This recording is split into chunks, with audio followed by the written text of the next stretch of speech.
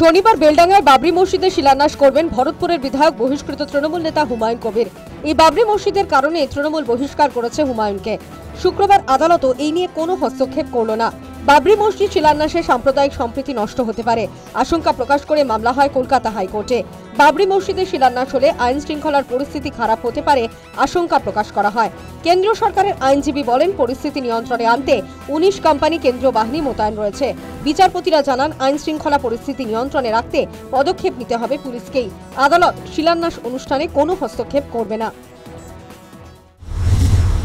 আজকে মহামান্য বিচারপতি যে অর্ডারটা দিয়েছেন, যে আমাদের ওপর ইনস্ট্রাকশন ছিল দেওয়া হয়েছে যে আমরা যাতে কোনো রকম ভাবে কোনো আনট্রোভার্ট ইনসিডেন্টে প্ররোচনা বা আমরা যাতে সাপোর্ট করি বা রাজ্য সরকার এবং কেন্দ্রীয় সরকারের যে বাহিনী থাকবে তাকে সহযোগিতা করা, সেটা আমরা আন্ডারটেকিং দিয়েছি। এবং রাজ্য সরকারকে যেটা অর্ডার দেওয়া হয়েছে যে to see that the law and order situation doesn't deteriorates, doesn't creates a situation of any kind of communal disharmony, সেটা রাজ্য সরকার বলেছেন যে তারা ইনশিওর করবেন। এবং সেন্ট্রাল গভর্নমেন্ট থেকে যেটা বলা হয়েছে যে অলরেডি যেহেতু মে মাসের এই বছরে যে কমিউনাল রাইটটা হয়েছিল সেটার পরিপ্রেক্ষিতে 19 company central forces already being diploid in Murshidabad, সেটা ওটা কন্টিনিউ হবে। কোথায় কোন অনুষ্ঠান হবে, কোথায় কি হবে, সেটা অনুমতি দেওয়াটাও রাজ্য সরকারের আইন শৃঙ্খলা রক্ষার পরিধির মধ্যে পড়ে। কোন জায়গায়, কার জায়গায় কিভাবে প্রোগ্রাম হবে, এটাও রাজ্য সরকারের আইন শৃঙ্খলা রক্ষার পরিধির মধ্যে পড়ে, যেটা সম্পর্কে রাজ্য সরকার বিভিন্ন সময়ে খুব আওয়াজ তোলেন যে এটা তাদের অধিকার। তো আমরা আশা করব রাজ্য পুলিশ, রাজ্য সরকার কেন্দ্রীয় বাহিনীর সাহায্য নিয়ে তারা নিশ্চিতভাবে আগামীকাল তারা এই সুরক্ষা নিশ্চিত করবেন, মানুষের সুরক্ষা নিশ্চিত করবেন। দল থেকে বহিষ্কার হওয়ার পরেও হেলদোল নেই হুমায়ুনের। শুক্রবার বেলডাঙ্গা এলাকা পরিদর্শন করেন ভরতপুরের বিধায়ক। শনিবার অনুষ্ঠান হবে রেজিনগরে। রেজিনগরে জাতীয় সড়কের পাশে মঞ্চ বাঁধার কাজ চলছে পুরো দমে। আদালতের রায়কে স্বাগত জানিয়েছেন হুমায়ুন। जस्टिस बहुत अच्छा किया मेरा के लिए।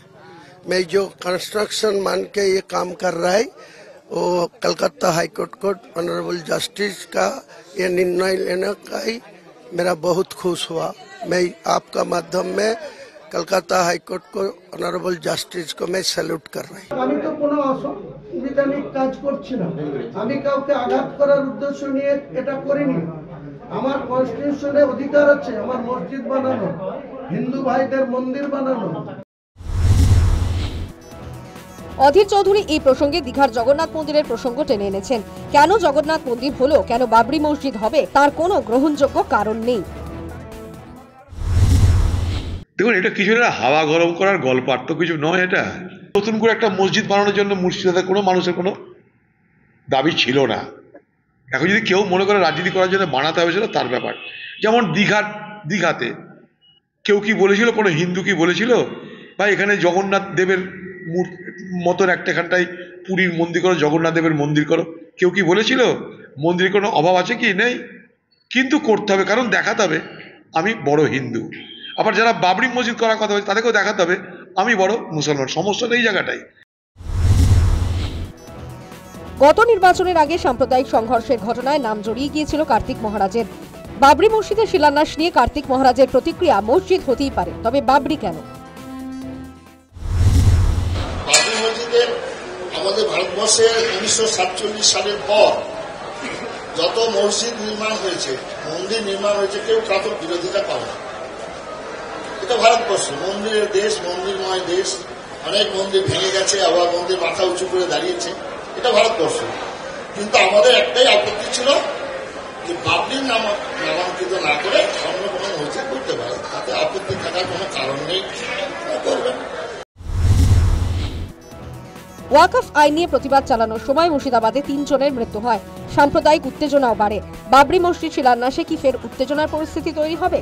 দায়িত্ব নিতে হবে রাজ্য প্রশাসনকেই। News time.